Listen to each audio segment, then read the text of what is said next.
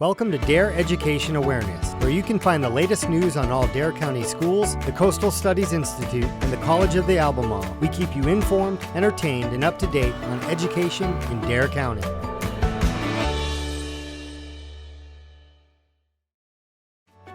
The College of the Albemarle introduces a handful of their certification classes. The College of the Albemarle's Dare County campus offers workforce development and career readiness.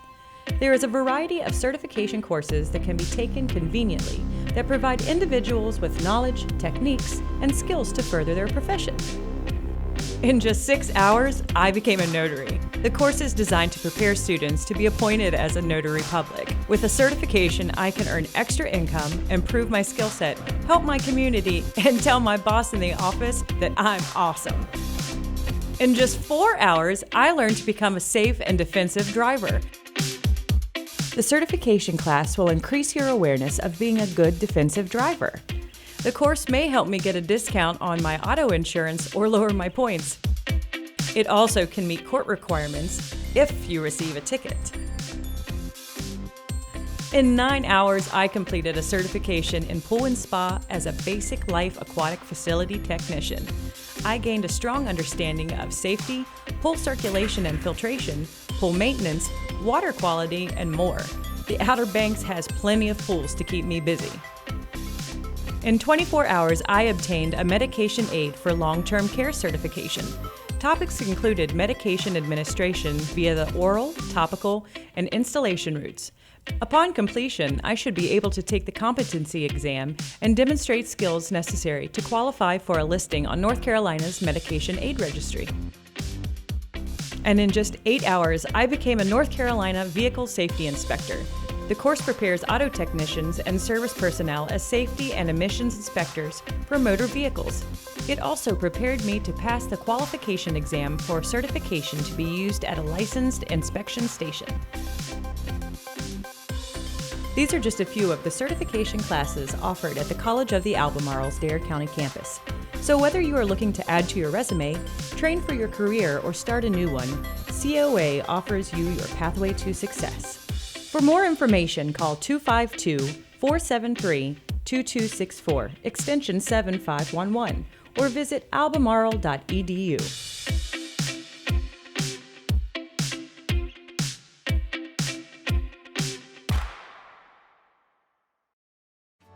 First Flight Elementary School begins their Spanish immersion in their kindergarten class.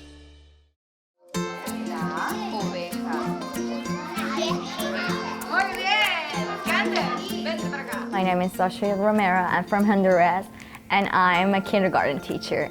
Here at First Flight Elementary, we're starting the program this year. So everything that is coming to the school is new. Even the 2 teachers that we are here, we're starting every program, starting the curriculum and building up. The nicest thing about the program is the kindergartners in DLI are learning all the content that another kindergarten is learning, but in Spanish. Kindergarten is really cool for me because I'm learning Spanish. It's like a new adventure. I've never learned Spanish before, and we get to speak 2 languages, and nobody else can speak 2 languages except this class. We have 1 kindergarten class that's the dual immersion in Spanish. We've gotten 2 teachers to come in, one from Honduras, one from Ecuador, and they are just doing a really great job with the kids. The kids are loving being here. They're excited and happy and learning and coming up and talking to me in Spanish. I love Spanish because I like learning it. I have to count all the way to 20. I can count to 20 in Spanish. If I count to 20 and then get older, maybe I'll count all the way up to a different number. We feel that it's really important to have dual immersion in our elementary school from the beginning in kindergarten because the children are so young and excited about learning. They'll be able to pick up so much vocabulary now, and then as we build on the program and continue adding grades in the next few years, then they'll be able to learn more and more, and they will be able to leave us with two languages and really be able to have a lot of opportunities for translating and being able to just communicate with Spanish speakers in our community. And I just really feel like that's a huge advantage for those kids. Every morning we do literacy rotations, and we have our first group, which is guided reading, when they learn vocabulary words and high frequency words, and they're starting learning how to read in Spanish. Then they have a station of word study where they learn vocabulary and high frequency words through games. And our third station, and it's one of the most important too, it's writing, when they're producing what they have learned in guided reading and word study. They're starting writing their own sentences and making meaning of that what they have learned. Now that First Flight is offering dual language immersion, I'm honored to say that every elementary school offers the option of dual language immersion here in Dare County. Last week, I came into First Flight Elementary for their open house, and I see parents and their children playing games with the dual language immersion teachers. They are learning, they're teaching the parents. The children were so excited to have their parents at the table with them. There was a group on the carpet of parents and students interacting with the teacher, and the way the teachers presented it, it was fun and interactive and really gave the parents a wonderful overview of what dual language looks like in a regular school day. What I like the most is that we know all these letters. 1, 2, 3.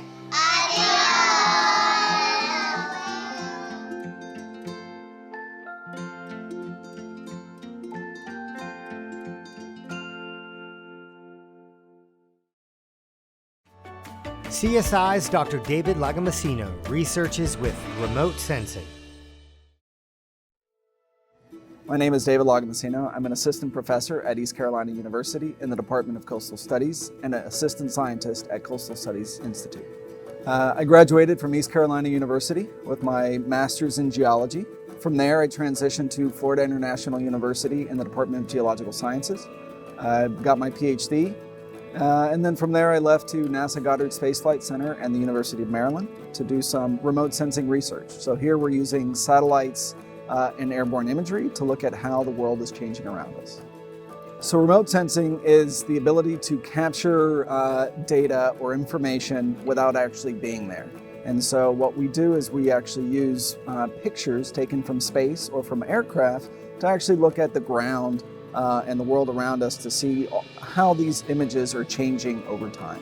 So my main research interests are to look at how the coastlines are changing around the world.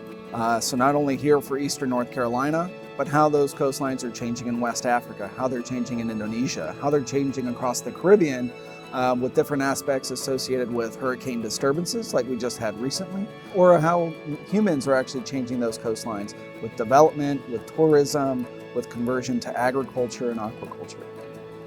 So we use a number of different sort of research tools to identify these changes on the ground. One, we use satellites that are orbiting around the Earth. We use airplanes that have specialized sensors on board. And as well, we use a bunch of different drone imagery to calibrate those images that we collect from both airborne and satellite data.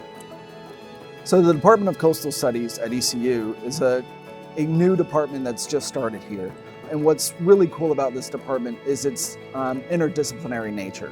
So the fact that a remote sensor is working across the hall from an anthropologist, an economist, a biogeochemist, a sedimentologist, that we can all start to look at and answer these interesting questions along the coast that one discipline can't really answer by themselves. So Eastern North Carolina and the Outer Banks are actually a coastline that are studied in schools around the world. So I have colleagues in Australia that are actually studying the dynamics between tourism and geological processes of the Outer Banks. Some of the plans that I have here is to actually use our remote sensing, our drone, our airborne imagery to look at how fast these barrier islands are changing, as well as where are the areas that are most vulnerable. So looking at how disturbances are changing the Outer Banks, both on the natural ecosystems, but how they're affecting the human populations and tourism.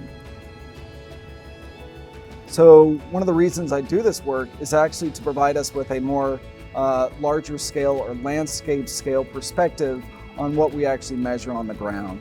So it's best to have field sites collecting data along the beach, in the marshes, but using remote sensing, drones, and airborne imagery, we can actually provide a larger scale information to look at how things are changing outside of our neighborhoods that you may see every day, but actually looking at a much broader scale across the state, across the continent, across the world.